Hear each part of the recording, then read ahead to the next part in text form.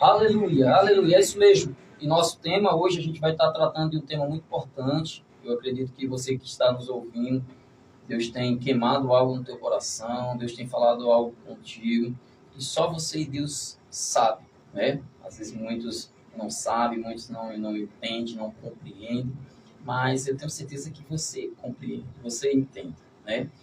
A gente vamos estar falando hoje sobre o chamado de Deus, sabe? Deus chama homens, mulheres, Deus chama pessoas fiéis, pessoas que amam a sua obra, que amam fazer aquilo que Deus pediu para que a gente venha fazer. Sabe, meu irmão, Deus tem...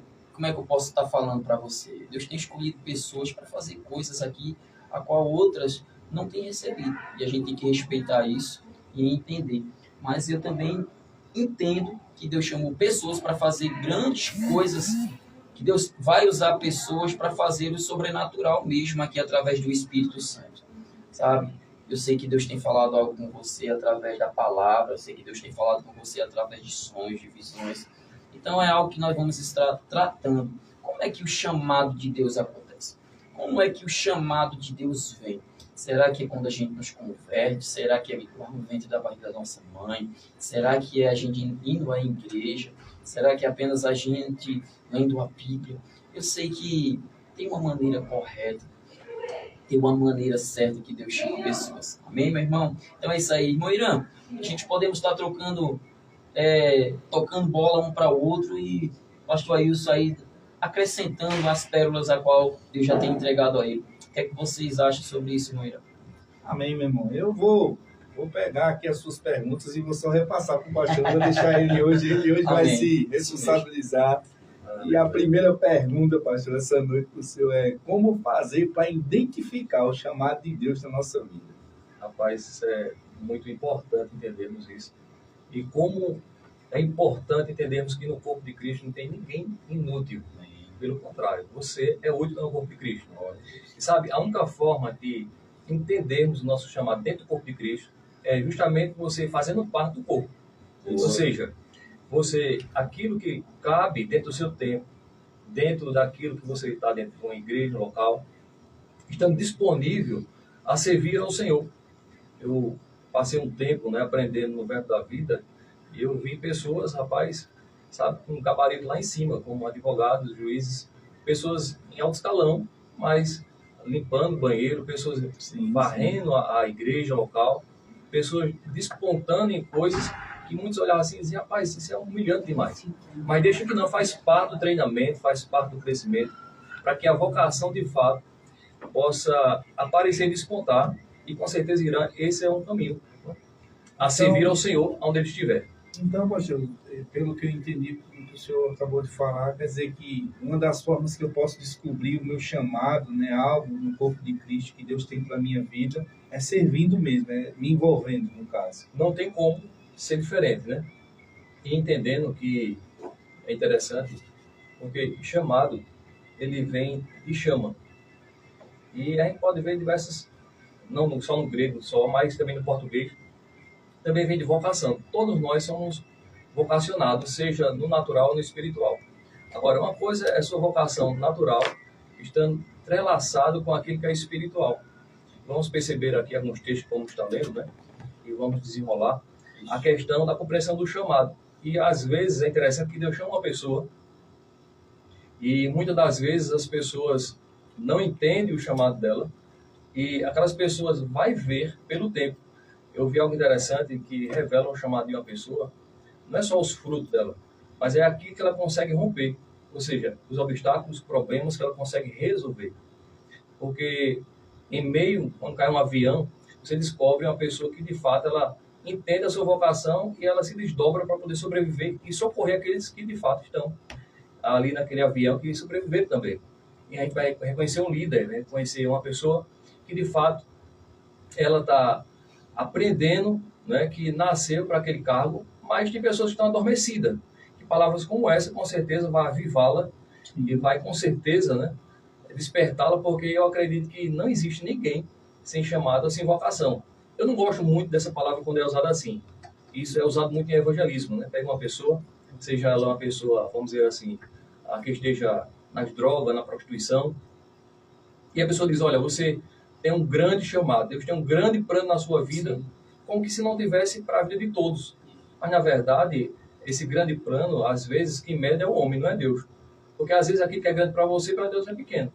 Isso. Não é verdade? Então, a gente precisa entender que vocação, ou seja, chamado, precisamos descobrir o corpo de Cristo. Eu sempre digo o seguinte, se você está em uma banda e Deus te chamou para tocar o triângulo, toque o triângulo, fica tranquilo. Desde quem está na zabumba, desde quem está lá na sanfona. Sim. O importante é fazer parte, sim, da banda e não querer fazer o todo, porque aí está o perigo, né? De ser um ministério isolado, de ser uma pessoa isolada, pensando que ele é o Cristo, ou seja, vai abraçar a noiva e às vezes se esquece até da sua própria família, da sua esposa, né? Isso. A gente vê Jesus chamando os discípulos e a gente vê que eles eram pessoas, né, sem nem capacitação ali, né? Não tinha essa capacitação ali tão ao ponto de impactar o mundo, como foi impactado o Evangelho através desses homens após Jesus escolheu. E a gente nota homens ali tão simples, né? No dia a dia, como eu e você aqui. É algo interessante, Tiago. Quando Deus chama Irã, o Saul, ele era um cara tão tímido, ele era um cara com um espírito de inferioridade tão grande que ele se escondeu. Mas olha que interessante. Aquele camarada, quando fica numa posição, assim que as pessoas usam esse termo assim, quer saber que alguém dê poder, né, dê autoridade ou dê dinheiro a ela. Eu acredito que vai potencializar algo que a pessoa sempre foi. Essas coisas. Eu também acredito. Agora, a gente percebe o seguinte, né? Que ele deixou que algo acontecesse, que foi o que aconteceu com Satanás. Ele deixou o coração dele, deixou a mente dele, ou seja, na posição que Deus não queria. E ele falou algo interessante, que disse para o profeta Samuel: profeta, eu não tenho capacidade não. Eu não sou vocacionado para essa área, chamado para essa área. Porém, o profeta falou algo que me chamou muita atenção. E eu sempre tenho que estar olhando para isso. E onde eu saí? E ele disse, olha, Saul, enquanto você estiver com esse coração, Deus estará com você. Isso. Então, Irã e Tiago, se nós tirarmos nosso coração, da onde Deus nos tirou e nos colocou, o espírito que pegou Saul, que pegou Satanás, ou seja, na verdade, Satanás, ele se rebelou, foi ele que pegou o peso de anjo, melhor dizendo, né? Mas o espírito que, os demônios que operou, não só em Saul, mas em diversas pessoas, com certeza vai pegar qualquer um. E ele não vai medir esforço, nem no ciclo ministerial, nem no corpo de Cristo. Amém. Quer falar alguma coisa aí, né? Não, assim, eu tô olhando o pastor falar e ele tocou num personagem que, assim, não foi, eu sempre falo muito de Saul, né? Porque Saul, assim, ele é um dos personagens bíblicos, para mim, que são mais, assim, eu já tentei estudar de verdade a vida de Saul e não consigo, porque Saul foi uma pessoa que, quando estava com esse coração, Deus deixou, né, chamou ele para aquilo, o povo queria que ele fosse aclamado como líder, Deus permitiu que ele fosse, Deus derramou uma graça sobre ele, mas depois Saul meteu os pés pelas mãos, vamos dizer assim. E nesse processo, uma coisa que me deixa muito intrigada é que durante os 40 anos de reinado de Saul reinou 39 anos sem Deus. Para você ver, né? Ou seja, os primeiros anos, aqui em foi 2 anos, não sei se foi menos também, mas o resto do tempo que ele reinou foi só o homem sem a unção do Senhor, né? E é isso que eu queria perguntar ao senhor. Então, quer dizer que mesmo a pessoa tendo um chamado, mesmo a pessoa tendo algo de Deus, se ela não guardar seu coração, se ela não se proteger, vamos dizer assim, né, na sua vida espiritual, mesmo ela tendo esse chamado, o próprio chamado, entre aspas, por causa não é o chamado, mas assim, né, o poder, ou vamos dizer assim, a legalidade que o seu chamado dá, pode fazer com que essa pessoa se perda? Pode sim, com certeza. Porque, quando a gente vai aqui na Terra, eu sei que a gente tem a palavra da fé, e eu creio nessa palavra piamente, sabe, cara? Agora, o que a gente precisa entender é o seguinte, que quando estivermos aqui na Terra, está lá em Apocalipse, vai ter choro, vai ter dor, perseguição, todas essas coisas vai cessar quando sairmos da Terra. Ou seja, quem quer ver piamente vai sofrer perseguições. Claro que tem coisas que é desnecessária. Agora, assim, eu não gosto de fazer, vamos dizer assim, apologia, sabe, à ignorância, nem no aspecto que foi de Saul, no sentido de dizer assim, olha, a gente tem que se humilhar em todo o tempo, fora do contexto. Porque humilhar-se diante de Deus, isso deve ser sempre. No sentido de dizer assim, olha, eu não vou fazer a minha vontade, mas o que Deus quer que eu faça. Isso é humilhação. Agora, se humilhar diante de Satanás, se humilhar diante dos obstáculos e problemas, você vai ser pisoteado, porque o mundo de Satanás ele não vai perdoar ninguém, não. Vai não. Aliviar não. Vai não. Ou seja, nós precisamos entender que diante do Senhor, se você levantar o nariz, você cai. Porque não tem bom. Nós precisamos sempre olhar para trás no sentido de quem nós éramos, quem somos hoje, o que podemos hoje. É por causa dele. Agora, se você abaixar a cabeça e pensar que você é alguém, porque tem alguma posição, a Bíblia diz que Deus quebra o soberbo. Os humilhados ele exalta. Eu estou para ver no natural e no espiritual uma pessoa que levantou o nariz para ela não cair. Aí você diz, foi Deus que fez? Rapaz, pode ser muitas das vezes que Deus possa liberar juízo. Pode levantar alguém que faça isso, como foi o caso de Ananias e Safira. Pode acontecer alguma coisa como foi Paulo, que deu uma ordem, o camarada passou um tempo cego. Paulo deu uma ordem e disse que ia orar para que um camarada, o corpo dele fosse entregue a Satanás. Agora imagina. Então, nós estamos vivendo um tempo que, infelizmente, a palavra é poderosa, mas muitas vezes quem está falando ela não tem tanto poder, ou seja, não tem tanta autonomia, autoridade, dentro do chamado que Deus o entregou, para que possa liberar até juízo, se for o caso. E quando houve o juízo sobre Ananias e Safira, diz que houve temor, respeito. Então, existe uma hierarquia, existem autoridades vocacionadas, ministério vocacionado pelo Senhor, e que precisamos respeitar e entender que nós não fazemos parte toda alçada, nem somos aqueles que vamos abraçar o corpo e, vamos dizer assim, vamos ser aqueles que vão ser o Davi da época.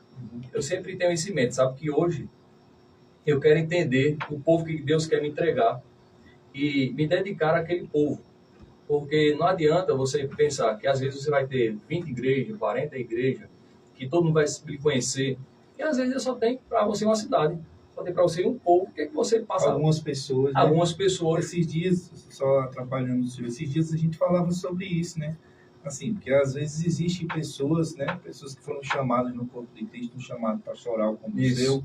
E às vezes a pessoa tem que saber que ela foi chamada para pastorear 30 pessoas. Ela isso não entender, é vergonha. Né, isso não é vergonha. Você, até a gente deu um exemplo aqui no dia, que a gente anda muito nas rodovias aqui pelo Nordeste, e vê aqueles homens, né, com seu filho ali, pastoreando 30, 40 ovelhas, 50 ovelhas. Isso mesmo. Mas ele está ali cuidando, zelando.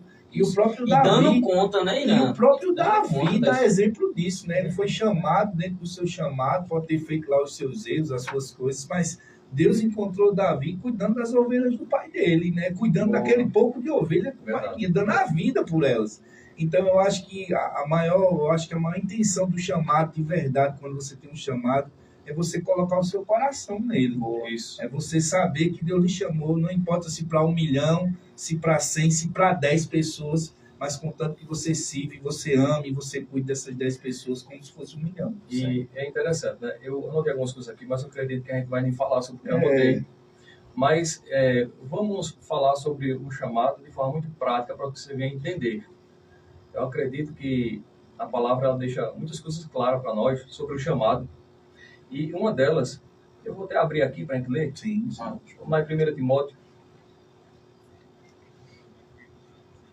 E com certeza, querido, se você tem um chamado no Senhor, sabe que Jó falou algo interessante, que está no meu coração. Que os planos de Deus não podem ser frustrados. Amém. Sabe, José passou por 1001 coisa, mas no final de tudo, o Novo Testamento diz que foi Deus quem levou José para o Egito. Mas Deus permitiu que seus irmãos fizessem o que fez com ele. Então, é interessante entendermos que o nosso chamado, ele vai mais despontar em nossas casas do que propriamente dito no ministério local. Pronto, pastor, o senhor tocou numa coisa que eu ia tocar, eu vou até falar logo para não esquecer. Então, quer dizer que, assim, mesmo uma pessoa sendo chamada, mesmo uma pessoa, né, tendo algo de Deus, quer dizer que o processo pode ser doloroso para ela chegar até lá? Ou isso é via de regra, não é? Como é isso? Olha, o que eu posso te afirmar por segurança e o que eu já passei também, eu me converti em 97, estou chegando aos 30 anos, aí me converti em adolescente. E eu posso dizer que Deus sempre ele vai mostrar o futuro, mas nunca vai mostrar a trajetória, porque senão você vai desanimar e vai desistir. Agora, se você tiver um coração humilde, porque é isso, o temor ao Senhor não é conhecer de Gênesis e Apocalipse. Que bom que a gente conheça, sabe? Isso aí. E até os mapas. Agora, é preciso que a gente entenda que é o temor. Esse temor é você ter a consideração pelo aquilo que você entende. Porque só o conhecimento ele incha. Isso. A maior forma de libertação é você conseguir transmitir a outros o que foi transmitido para você. Isso é o maior crescimento que um cristão pode ter. Ele conseguir transmitir, pregar nos outros que um dia foi pregado nele. Verdade. Não existe outra forma de libertação. Eu sempre digo, ó, se uma pessoa está sofrendo em uma área, Deus vai enviar a pessoa naquela mesma situação para que você possa transmitir para ela. Agora o diabo vai colocar na mente dela, tu sou isso, não importa. E na verdade é Deus que está levando para que a pessoa possa crescer. Por exemplo, eu passei um tempo e via muitas pessoas me pedir esmola, pessoas me pedir dinheiro, pessoas... Eu dizia, meu Deus do céu, quando o cara está precisando, parece que essas coisas vêm para cima de você. Ou seja, parece que tem uma imã. Aí quando foi um dia, Deus falou comigo, ele disse, não, eu dou semente a quem semeia. É por isso que você está sofrendo, porque na hora dos obstáculos, que as coisas fecham, você não está entendendo. Ou seja, o meu vento. Porque Eclesiastes diz, né, que devemos, na verdade, dividir o pão com 7 até com 8, porque a gente não sabe o dia da manhã. Então, veja, nós precisamos entender que nesse processo, né, de aperfeiçoar no chamado, lá em Hebreus capítulo 5, e o verso 8, diz que, por meio daquilo que Jesus padecia, ele aprendia a ser obediente a Deus, e por isso ele se tornou autor da salvação. Ou seja, o problema, os obstáculos, não levam ninguém a crescer. Mas para a fruta amadurecer, ela precisa de pressão e de calor. Para o cristão amadurecer, ele precisa de problema. Mas o problema pode vir porque você está provocando ou porque faz parte do percurso. O caminho não é estreito. Só que, não sei se vocês são do Nordeste, a gente sabe disso. Todos os caminhos estreitos de sítio, tem aquele local que é bem limpinho. Sim. Se você sai do caminho que é limpinho, você vai entrar o quê? Aí no mato, espinho, tudo outra coisa, né? Então, o que acontece? Nós precisamos entender que a Bíblia diz que, por meio daquilo que Jesus passava, ele aprendia a ser obediente a Deus. E por isso, ou seja, ele foi aperfeiçoado e se tornou autor da salvação. Então, quer dizer que não é o problema que leva a gente a crescer. Não. O que leva a gente a crescer é a obediência a Deus em meio ao problema. Aí está a diferença. Então, quer dizer que as pressões que se levantam, que não seja eu, no caso, que procuro a pessoa, né? No caso, a gente vai ter o escape. Sempre vai ter o escape. E mesmo assim que eu procure, se eu for humilde, e a Bíblia diz isso, né? Se eu confessar e pedir... Com certeza. Pedir você vê no caso, como a gente estava comentando agora, de Davi, né, Tiago? Sim. Se a gente for olhar, quem pegou mais, Saul ou Davi? Muito mais, né? A gente tem tantas pessoas com vocação feita ali, passou a vida praticamente inteira dele, com os filhos profanando, fazendo um monte de coisa errada, e Deus foi longando com ele. Mas sabe, pastor, vou levantar aqui um questionamento. Será que tem que ser uma regra para mim entrar no meu chamado, eu também entrar em tanta peleja, tanta perseguição? Poxa, se quem me deu o chamado foi quem? Foi Deus ou foi as pessoas? Será que isso torna-se uma regra agora eu passar por por essa perseguição, digamos assim, até mesmo de irmãos? Eu vou ser mais ousado aqui, mais sagaz. Ou até mesmo de líderes. Sim. Será que é uma regra agora? Poxa, se Deus me chamou para algo, eu preciso passar por essas situações, às vezes até constrangedoras. Porque... De família, como José. Isso. Tá entendendo, pastor? Porque assim, claro, o chamado... Eu tenho para mim aqui, eu vou dizer minha opinião, né? Claro. Eu tenho para mim que o chamado, ele me traz um certo prazer, uma certa alegria, uma paz. Dentro do que vocês estão falando aí, eu sei que vai existir perseguições, vai existir especulações, vai existir os achismos, mas sabe, o chamado vai me gerar uma certa alegria, uma motivação para me poder alcançar aquilo que Deus tem para mim lá na frente. Mas eu sei, não quer dizer que os problemas que esses homens de Deus, a qual vocês já citaram aí, tem que se tornar também uma regra para mim poder chegar em algum lugar. Isso torna-se uma regra? Porque se foi Deus que me chamou, será então também que Ele me chamou para me sofrer? Pronto, aí vamos lá. Deus nos chama, só que a gente ouviu muito isso na Palavra que Cura. Eu sou um dos pioneiros, uma das colunas da Palavra que Cura, né? E o apóstolo Décio, a quem eu amo, um abraço para ele, se estiver nos ouvindo. Amém. Ele falava algo que nunca saiu da nossa mente, né? Que nós somos discípulos dele também. E ele falava uma coisa: Deus chama, prepara, envia e supre. Isso. E nesse percurso, cada um vai ter um trajeto. Por exemplo, hoje eu vejo piamente que o Brasil é um país que Deus levantou com tanta regalia de todos os lados para poder não só enviar missionários, como patrocinar o mundo pela riqueza que a gente tem. Agora, esse tempo que eu tenho em cristão ou pastoriano, eu vou dizer a você, esse tempo todo que eu tenho, na verdade, passei por alguns ministérios, mas, no entanto, eu sirvo mais de forma voluntária. Passei um tempo, acho que 1 ano, quase 2 anos, tendo ajuda de custo. Mas, como a gente sabe que o chamado vem de chama, é algo que queima dentro de você. Amém. Que você faz, independente de qualquer outra coisa. Sim. Chegou um período na vida de Jó que ele entendeu o seguinte: se levantou contra ele os inimigos, ou os amigos dele, e tantas outras pessoas que a Bíblia não relata. Porém, a Bíblia diz que caiu a ficha. Ele orou pelos seus amigos que estavam se levantando contra ele. Uhum. Até então, ninguém poupou. Deus não poupou ele passar por aquilo. Até então, ouvi Luciano Subirá falar algo interessante, que ele tinha dúvida sobre o chamado, no caso de Jó, e uma mulher falou para ele: disse, meu filho, a Bíblia diz que ele era fiel. Tem o que a gente tirar mais disso? Não, ele era fiel.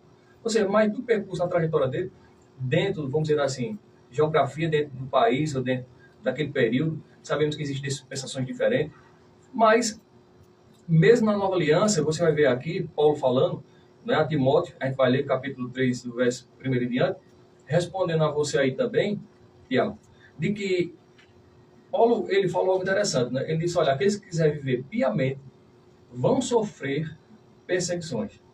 Não tem para onde correr. E também Paulo e outros relatam de irmãos que vão nos perseguir. De irmãos que vão querer morder um ao outro.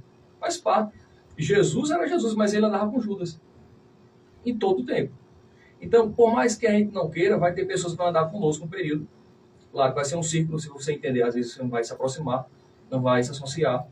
Mas é impossível a gente não estarmos aqui na Terra e não estarmos em meio de lobos. Que é bíblico isso. Agora, vamos ver o processo de quem de fato quer permanecer no seu chamado. E é interessante que o chamado, ele é muito maior do que a dor. O chamado ele vai ser muito maior Amém. do que a expressão. E o chamado vai ser maior do que você, meu irmão, do que eu. Por quê? Porque se for o chamado de acordo com a nossa capacidade, não é Deus, somos nós. Amém. Você vê quando Deus chama Gideão, ele disse, Senhor, tu sois um Deus poderoso, libertou o povo. Eu sei quem o Senhor é. Mas por que você tem deixado isso acontecer? O que o Senhor falou para ele? Rapaz, vai nessa tua força. Não foi na força que ele tinha nenhuma força. Foi na força do entendimento que ele tinha a respeito de Deus. Isso. Entendeu? Josué também, né? Tanto outro que podemos citar aqui. Mas esse texto aqui, Paulo instruindo a Timóteo para que ele pudesse o suceder, mostrando como deveria, né? Pessoas iam despontar no ciclo do ministerial, e ele precisava aplicar isso aqui. A gente já leu muito esse texto aqui e a gente, às vezes, não viu o outro lado também do texto. Quando eu falo que vamos desenvolver nosso chamado em nossas casas, porque a gente temos, às vezes, vamos dizer assim, a mania de olhar para Jesus quando ele começou o ministério dele. Sim. O sucesso de Jesus se deu nas 3 décadas que ele ficou se preparando. Não foi nos 3 anos. Isso. A Bíblia manda andar como ele andou, a gente pensa só no poder. Mas dentro do contexto ali, né, 1 João 3,6, estava falando andar no amor.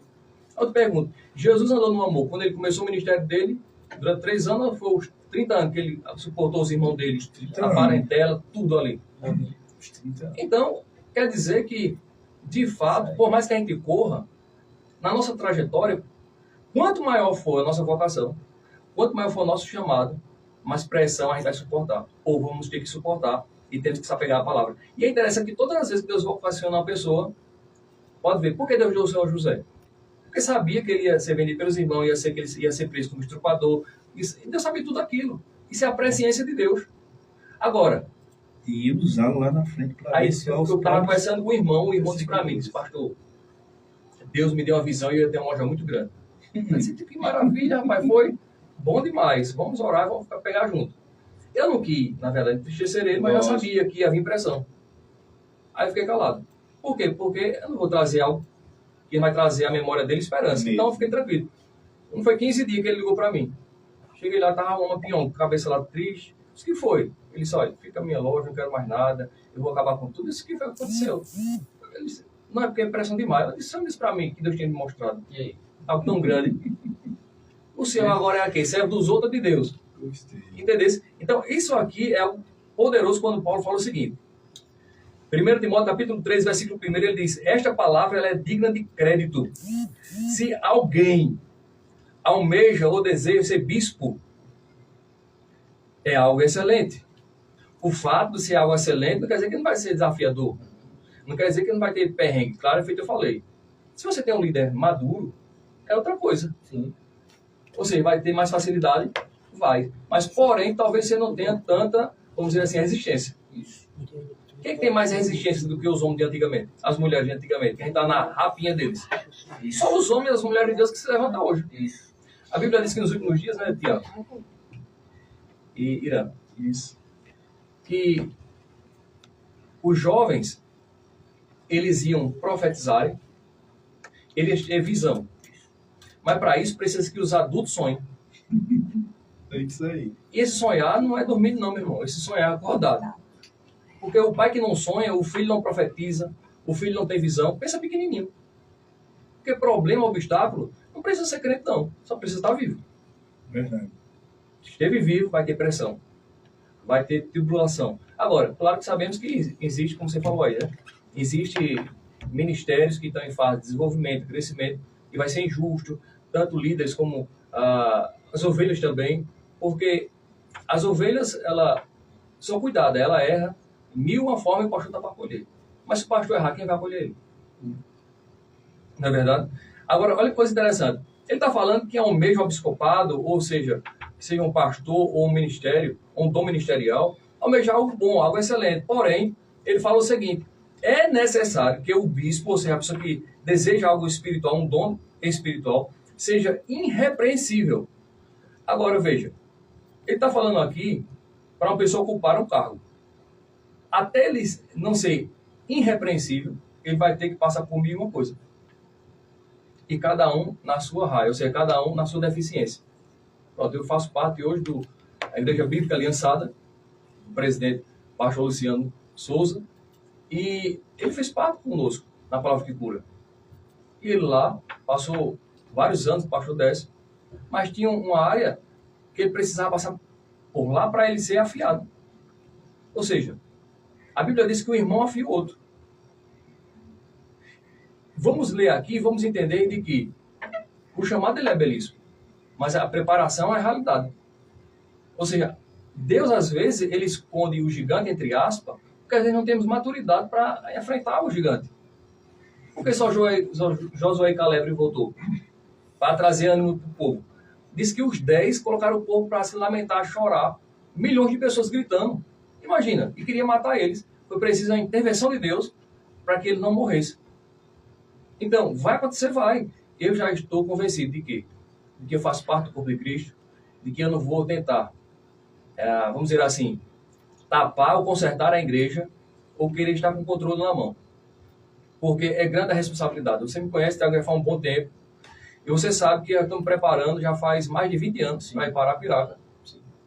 Porém, várias vezes tentei ir, mas Deus manda voltar, porque não é o tempo. Já tive visões, ou seja, várias pessoas se levantaram, falando a mesma coisa sobre isso. Só que, perceba que todas as vezes que eu tentei ir, não era o tempo. Se eu for, eu vou quebrar minha cara. Ou seja, eu vou sofrer desnecessário. Isso não quer dizer que quando eu for, não vai ter pressão, não vai ter um sofrimento. Vai, mas vai ser um sofrimento necessário que vai trazer o quê? Gozo, vai trazer galardão. É isso que fala lá em Mateus capítulo 5, né? Jesus disse, olha, você vai ser perseguido quando isso acontecer. Por minha causa, não por sua causa, mas por minha causa. Porque tem casos que é a pessoa que procura. Então, grande vai ser o seu galardão. Mas na frente, Pedro, ele é preso e depois é ameaçado não falar mais o nome do Senhor. Ele disse, se vocês falar, a gente vai lhe matar. Diz que ele levou uma pisa, ele saiu pulando, alegre que você achar digno de sofrer pelo nome do Senhor. Não é que ele estava alegre pela dor que estava sentindo. É porque ele estava pensando no galardão que foi falado para ele. Aquilo foi no contexto dele, eu sei, claro. Eu não devo apanhar igual a Paulo, não devo apanhar igual aos apóstolos. Cada um vai ter a sua carreira, a sua raia, o seu continente, cada um vai ser de uma forma diferente. Mas a gente precisa entender um contexto no todo e dizer assim, rapaz, será que eu estou passando alguma coisa referente aos heróis da fé? Eu acredito que quase nada. Mas ele diz, olha, é necessário que o bispo seja irrepreensível, marido de uma só mulher, ou seja uma pessoa equilibrada, que ele tenha um domínio próprio, seja respeitável, hospitaleiro, apto para ensinar. Ou seja, o camarada que está na posição eclesiástica, ele é muito tentado para ter outras mulheres. Sim ou não? Tem que ser um cara equilibrado, porque vai chegar a gente querendo entrar no equilíbrio. Vai ser pressão. É pressão. Só sabe quem está liderando. Ele deve ser uma pessoa que deve usar o domínio próprio. Olha para ele. Ele precisa ser uma pessoa respeitável, hospitaleira. Irmão, não é todo mundo que quer e que gosta, não. Ou seja, receber hóspede. Mas ele tem que fazer isso porque é a vontade de Deus. Claro, com maturidade, dentro de uma hierarquia, conhecendo a pessoa que a gente vai colocar todo mundo. Mas essas coisas nos levam a entender que para esse processo chegar a essa afinidade aqui, nós temos que passar por alguma coisa. Aí ele deve governar bem a sua própria casa. Veja que ele não está falando entre quatro paredes, está se referindo mais a uma pessoa como um cidadão, como Jesus, os 30 anos que ele foi um cidadão. Jesus, ou seja, dá a entender que o pai dele morre, ele mesmo sabendo que ressuscitar a pessoa não pode ressuscitar o pai dele. Os irmãos dele só veio crer nele depois da ressurreição dele, muitos não criam. É tanto que se você vai na carta de Tiago, ele fala muito sobre a língua. Ele teve experiência nessa área. Ele diz, olha, ele deve governar bem a sua própria casa, mantendo os filhos em sujeição, com todo respeito. Meu irmão, você criar um filho debaixo da submissão do Senhor, com todo respeito, rapaz, isso leva tempo. Você sabe que você tem que pegar a criança, você tem que, sabe, a cada dia procurar a forma correta para poder não fazer como o mundo faz, mas mostrar o verdadeiro amor.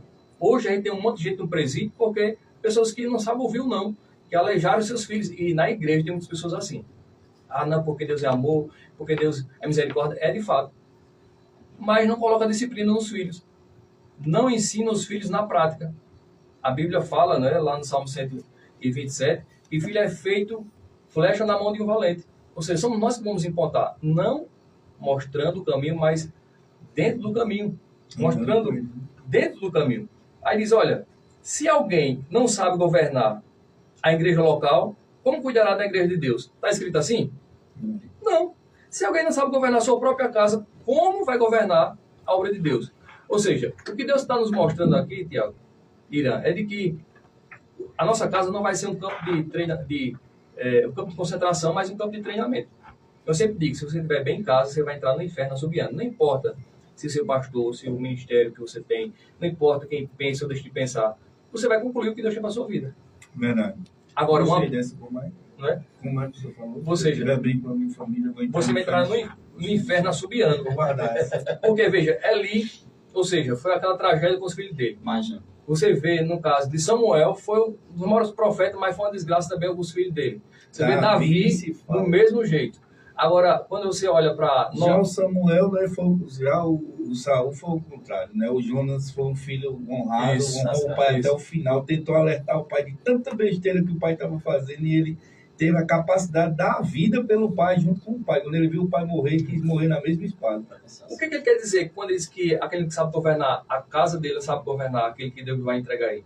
Porque, de fato, nós precisamos entender que geralmente a igreja que Deus entrega a um pastor vai ser muito parecido com os filhos como lá dele. Se o pastor ele não amar a sua esposa, pronto. A gente já leu muito livro de Kennedy Hagin, diz um dos camaradas que era colado dele, um dos braços direitos dele, que a coisa mais bonita que ele achava nele era que ele cuidava, ou seja, ele assava um ovo para sua esposa, né? Ou seja, fritava, melhor dizendo, um ovo para sua esposa, e ele ficava admirado com aquilo, que era uma forma dele amar e dele cuidar e zelar. Mas a gente nunca viu dizer que a esposa dele estava pregando lá no culto. Então, no caso, assim, não se trata de eu ganhar o mundo todo, né? Ah, eu preciso entrar no ministério do meu chamado, eu preciso ganhar alma, eu preciso ganhar vidas, porém a família, às vezes não, né? Geralmente as pessoas desconsideram, deixam de lado, achando que eu ir para fora da minha casa e ganhar o mundo todo será muito mais útil. Se você não for uma benção dentro, você não vai ser uma benção fora nunca. Pastor, agora já que o senhor entrou nessa história de família, que eu gosto disso aí, agora eu vou lhe fazer uma pergunta pertinente. Certo.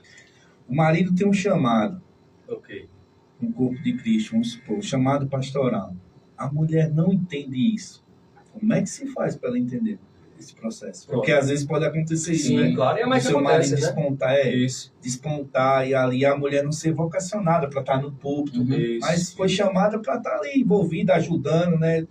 O chamado de tabela está junto com ela, mas às vezes ela não quer viver isso. Como é que se faz já ouvi isso? muito isso, e isso é desafiador, porque se o ministro ele não consegue ganhar a sua casa, vai ser uma tolice ele ganhar o mundo. Ou seja, já ouvimos diversas pessoas falando, né, que não importa o sucesso que você tenha, se você, na verdade, não consiga levar a sua família para esse sucesso, sua vida, na verdade, foi uma tolice, não tem sucesso nenhum. Porém, a gente precisa entender que a mulher ela vai ser uma auxiliar, ela não vai fazer, vai ajudar. Submissão é levar a visão do outro, submissão é uma posição confortável. Agora, quando a Bíblia diz lá em Efésios, né, é interessante que ele diz que devemos amar nossa esposa como Cristo amou a igreja e deu a vida por ela. É isso que os ministros precisam entender. Que se ele não consegue dar a vida pela mulher dele, como é que ele vai dar a vida pela ovelha, pela mulher dos outros, que é a noiva de Cristo? Rapaz. Então, eu tenho algo comigo. Se eu não conseguir levar a minha família, eu não quero. Pode me dar a igreja, pode me dar o que for, eu não quero não. E eu vou dizer uma coisa a você, aqui em Caruaru, eu tenho um salão que é lugar da igreja há muito tempo. E se eu quisesse colocar a igreja, eu tinha colocado. Pelo pouco de palavra de conhecimento que eu tenho.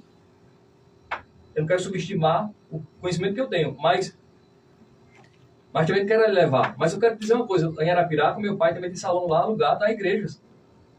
E eu também não quero, nunca quis. Mas não é questão de eu querer, é questão da vocação. Se eu não fizer o que Deus quer que eu faça, aí eu sou um Jonas. Quem estiver perto de mim vai sofrer. Vai ser perseguição. Mas por quê? Porque eu estou provocando. Se você está dentro da vocação, dentro do chamado, vai ter uma graça. Ou seja, como é que o camarada está sendo apedrejado, literalmente, e o camarada está orando? E Paulo foi, ou seja, um sortudo que estava naquele momento. Por quê? Foi alcançado pela oração de Estevão. Porque ele entendeu o chamado dele. Falou de forma eloquente, de forma poderosa na palavra, foi morto apedrejado orando, igual a Jesus. Aí muitos dizem, não, mas quem vai ser igual a Jesus? Rapaz, nós precisamos ser imitador dele. Ou seja, agora é a nossa vez. Agora, nós precisamos entender que o treinamento de Jesus começou na sua casa. Aí eles aqui, olha, quem não deve ser um menino, um neófito, na fé, para que não se torne orgulhoso e venha cair na condenação do diabo. É necessário que tenha bom testemunho dos de fora, para que não seja envergonhado, nem caia na maldição do diabo. Então, é algo muito sério. Entendeu? Eu poderia, pronto, eu estava me organizando, naturalmente falando, e eu estou me organizando para isso, mas não com a mesma mentalidade que eu tinha antes. Eu poderia ir para outra cidade e colocar uma igreja com tudo que eu tinha. Entendeu? Se colocar som, colocar prédio, tudo. Só que não tem nada a ver comigo. Se não for Deus, eu não quero. O pastor, vê só, mas o chamado tem a ver com abrir igreja, o chamado tem a ver de tomar conta de uma igreja, porque assim, eu acredito que há chamados fora desse quadrado de abrir, pronto, aí que às vezes traz uns certos escândalos, né? As pessoas, claro, só porque tem um certo conhecimento, o senhor deixou bem claro, que o senhor tem já um certo conhecimento, e o senhor tinha essa possibilidade, o senhor tinha esse espaço para fazendo, mas o senhor fez o quê? Tomou uma decisão. Não é porque eu tenho um conhecimento e tem um lugar que eu vou abrir a igreja. O senhor precisa ter esse entendimento e, de fato, uma confirmação de Deus para o senhor ir a esse lugar, não é assim? Claro. Mas vamos lá. As pessoas hoje em dia, elas acham, por ter um conhecimento, abrir igreja. Por quê? Eu conheci pouca palavra, eu tenho um chamado, vou abrir igreja. Chamado, eu queria que o senhor me ajudasse dentro dessa questão que eu levantei aqui, tem a ver, de fato, de eu abrir a igreja. O chamado realmente é algo que eu faço ou executo, boto em prática no meu dia a dia. Olha, vou dar um exemplo, desculpa me atrapalhar já. Vou dar um exemplo do meu dia a dia. Eu também para mim, o meu chamado, ele não tem que estar por trás de um público e um galpão. O meu chamado, ele tem que estar em movimento no meu dia a dia, dentro daquelas pessoas que estão próximas de mim. Isso é o chamado, no caso, vamos dizer assim, coletivo, né? Ou seja, existe o chamado ministerial, que é o que está em Efésios aqui, 4, do 11 em diante, que ele vai falar. Primeiro ele fala em Efésios capítulo 4. Portanto, prisioneiro no Senhor, Paulo falando, peço-vos que andeis de modo digno para o chamado que recebeste, ou a vocação ou o chamado que recebeste. Falando para o corpo, Então, de forma universal, toda igreja tem um chamado. Agora, o chamado ministerial é outra coisa. Ministerial. E quem tem um chamado ministerial vai ser muito mais afiado do que um membro normal. Então as pessoas não sabem separar. Não. Não é assim, pastor? Não. Aí é por Bota isso... tudo dentro do mesmo balai e acha que, poxa, Não. abre igreja. É o chamado. Não. Estou chamado e vou abrir igreja. O cara pode ser, por exemplo, a gente tem muitos políticos aí, o camarada, ele é um político de verdade, mas ele prega a Bíblia, parece um pastor. Diga aí. Mas às vezes não é. Pronto. Entendeu? Bicho parecido. Agora, veja aqui que ele diz, ó, com toda humildade, mansidão, com paciência, suportando uns aos outros em amor. Então, fomos vocacionados para andarmos no amor. Acho interessante em Efésios também, capítulo 1, o 4, ele diz que antes da fundação do mundo, Deus nos escolheu para andarmos em santidade, ou seja, fomos chamados para andar em santidade.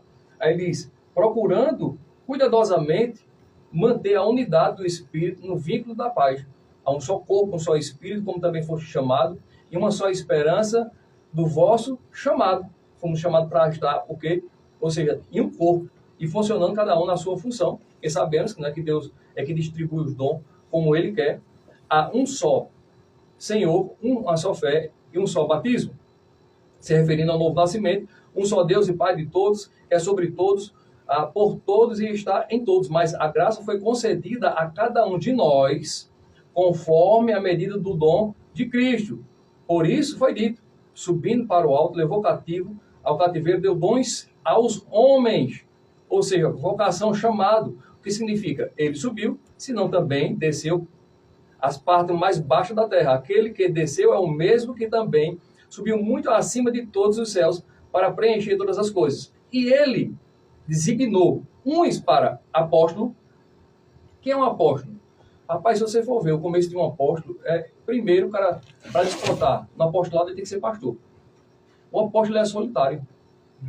Ele é diferente dos outros dons ministeriais. Porque o apóstolo vai ter que andar. E lá não vai ter mãinha, não vai ter painho, não vai ter irmão, não vai ter irmã, vai ter que começar do zero. Isso.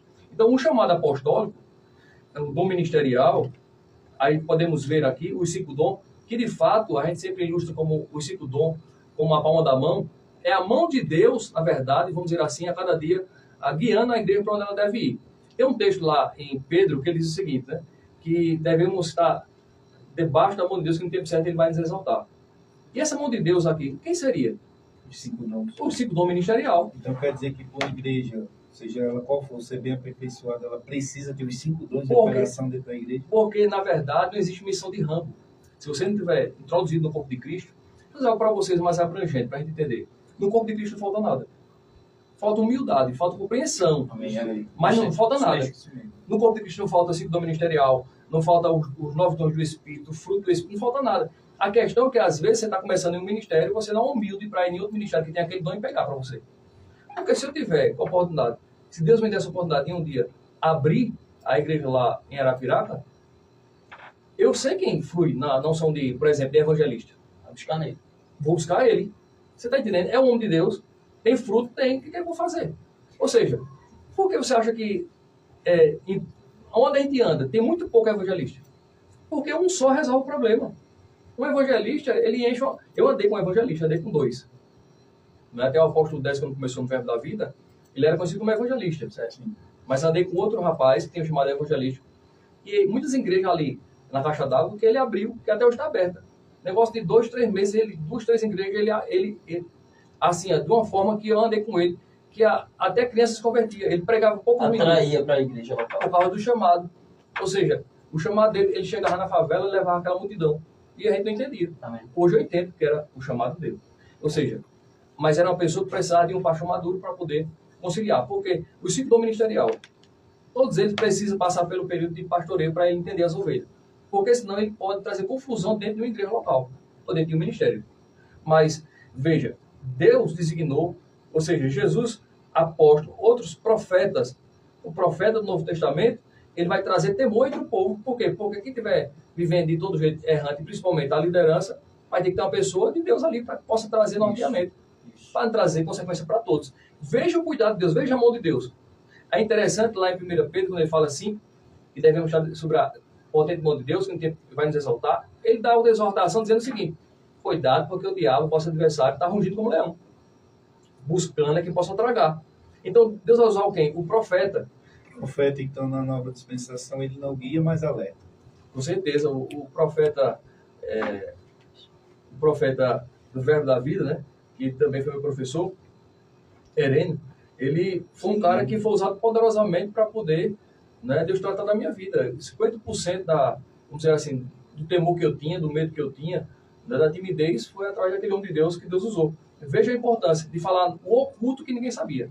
Então, é o profeta que Deus levanta. Mas todo esse sintoma ministerial vai precisar, na verdade, de ser aperfeiçoado, precisar ser maduro, e para isso precisa de pastores maduros, e que eu creio que a gente está passando um tempo agora no Brasil, que Deus está levantando muitos mestres para que possa trazer isso até na igreja local, porque acredito que todos os pastores vão tocar no tom de mestre. Todos os pastores.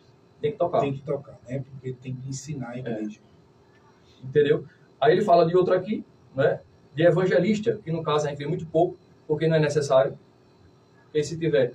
O evangelista está na igreja. Deus vai usar muito em cura e milagres. Se tiver o pastor maduro lá, ele vai endoidar a igreja. Porque o pessoal vai dizer, o pastor é carnal, porque Deus não está usando ele nesses dons. Deixa que, na verdade, o pastor ele apacenta. Mas bota um evangelista. Bota lá um mestre dentro da igreja sem um pastor para você ver. Ele dói, ele não aguenta não. Vai trazer confusão. Então, Deus é organizado. Então é impossível eu dizer assim, eu sirvo a Deus, mas eu não estou dentro de uma organização que Deus, porventura, tenha, de fato, liberado para ele abrir. Então eu acredito que, de fato, a gente vai fazer parte do corpo de Cristo. Precisamos nos localizar dentro de um chamado de alguém, porque alguém vai nascer para o chamado do outro, como foi o caso de Arão para Moisés, no caso de Josué. Ou seja, cada um vai dar... A gente fala de Moisés, rapaz, Moisés passou o maior período do mais sofrimento, foi aquele ministério de Moisés. Já no caso de Josué, pegou já um ministério já leve. Foi um ministério mais de graça, mais de suprimento, mais de... Ou seja, de alguém que já tinha passado a bola da das figuras, pastor, o senhor falando assim, uma das figuras que eu mais amo na Bíblia, e a Bíblia não fala tanto dele depois, é Barnabé. Você vai ver, Barnabé foi descobrir Paulo, homem que escreveu mais de 70% do Novo Testamento, mas depois some da história por conta de uma desavença entre eles. Ele se reconcilia por conta de Marcos, seu sobrinho. Isso. Mas você vai ver que Barnabé, né, de uma forma ou de outra, não tem mais relato dele. Mas você vai ver o quanto Barnabé foi importante para o corpo de Cristo. Nós precisamos dos Barnabé de hoje. Isso. É isso que eu queria dizer. Então hoje eu estou entendendo que o reino de Deus não é a Assembleia de Deus. O reino de Deus não é Batista, não é Aliançados, não é Verbo da Vida. Não, o Verbo de Deus é um corpo. Isso. Eu gosto do que Herênio sempre falava, né? Ele falava algo interessante. Alguém perguntava para ele, rapaz, tu sou de qual igreja? Ele disse, graças a Deus eu não sou de nenhuma igreja, nem do Verbo eu sou. Ele dizia, eu sou de Cristo, né? Mas eu faço parte de uma organização, de um ministério. Isso é peculiar e muito importante entendermos. Porque senão, vamos olhar para as pessoas de forma diferente.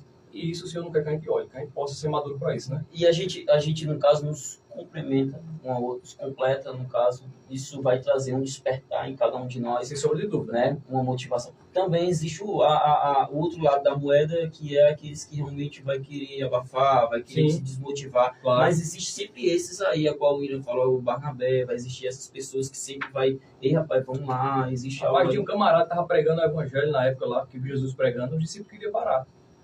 Ele disse, Jesus, o que é que a gente falar de novo? Ele disse, não, você não sabe que espíritos são não. Teve um momento que eles queriam descer fogo do céu. Então veja, até hoje tem gente no nosso meio assim. Entendeu? Mas imagina, a igreja de Pedro. Quem queria para a igreja do mundo daquele? O cara passou a espada quase que arrancou o pescoço do camarada. Então, eram pessoas que de fato Deus usou, né? Para que pudesse, na nossa época, aqui nos mostrar que de fato, irmão, perfeição só no céu. Agora, o maior desafio de que tem chamado é levantar uma pessoa maior do que ele.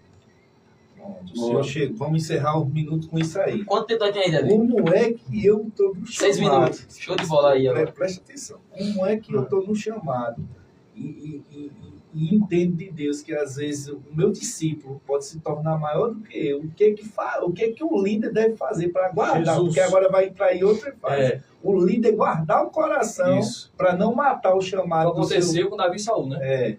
Jesus foi o maior líder de todos os tempos. O que ele disse? Quem for bem ensinado, bem instruído, será maior, mas será igual a mim. Então, esse é o cara. Se eu não tiver capacidade de levantar uma pessoa melhor do que eu não sou um líder. Se eu não tiver capacidade de levantar um filho melhor do que eu não sou um líder. Eu não presto para ser líder. Ou seja, a missão vai cair. E tem muitos ministérios assim, que ele vai morrer, mas não vai deixar ninguém para suceder ele, porque ele queria que a pessoa fosse igual a ele. E Deus não faz marionete, e Deus ele só gosta de algo original. Deus não gosta de Paraguai, não. Então, seja quem você é, meu irmão, deixe Deus te usar de forma poderosa e, com certeza, você vai sair quem é inferno por ao céu, em nome de Jesus. Muitos vão para o túmulo, né? Um chamado maravilhoso, né, cara? Isso. Algo grande ali que Deus já botou no coração, mas por uma timidez ou até mesmo por Se medo entristece, né? de alguma coisa. É sobre isso que a gente está falando. Porque, Isso. assim, me perdoe, eu acho que, na verdade, assim, isso é um achado meu. Uhum. Eu acho que, infelizmente, no Brasil, vou falar do contexto Brasil, porque eu já estive no Sul e em outras partes do Brasil também.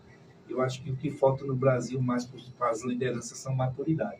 Com certeza. Nesse sentido de que saber que, por exemplo, eu tenho uma filha de 21 anos, eu quero que ela chegue em lugares que eu não cheguei. Amém. Com certeza. Como pai, eu quero que ela chegue em lugares que eu não Isso. cheguei. E para mim isso não vai ser vergonhoso, ao contrário, isso para mim vai ser uma bênção. Bom demais. Ver a minha descendência, ver uma pessoa que eu Mais eduquei, longe, que foi né? gerada dentro da Porque minha é um casa. excesso de proteção, É. infelizmente, atrofia. Isso, Eu ia passando, e mata, às vi num vezes. pé de coco e vi uma mãe derrubando o seu filhote do ninho. E eu não entendi.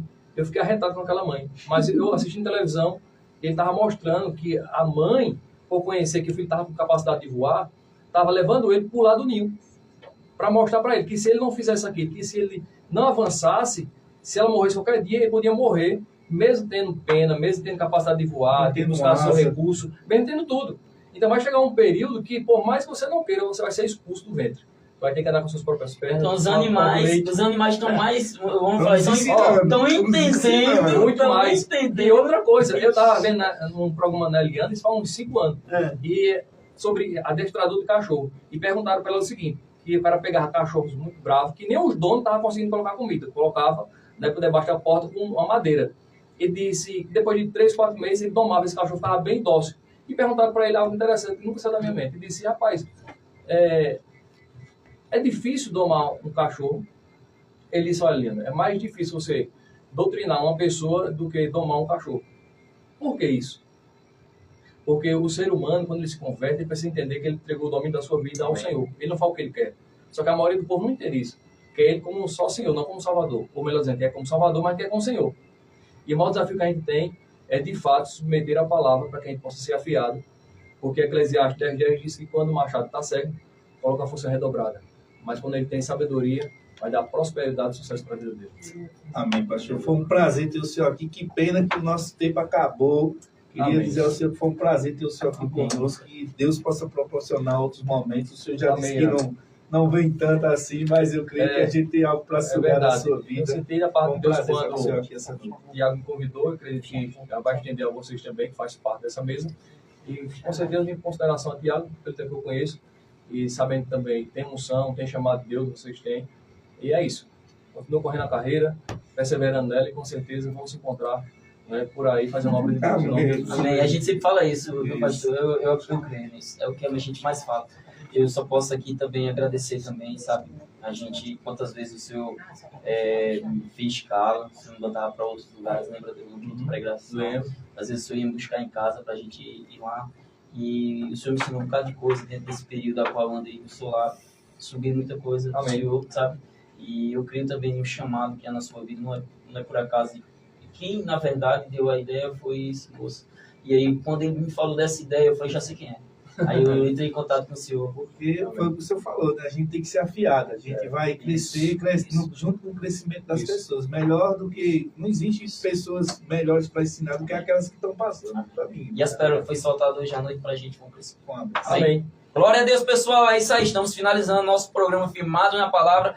Eu creio que Deus falou ao seu coração. Fica na expectativa, porque Deus tem muito mais a fazer na sua vida. Pode ter certeza disso. Tenha uma boa noite. E na sexta-feira estamos aqui com a permissão de Deus. Fica na paz. Amém.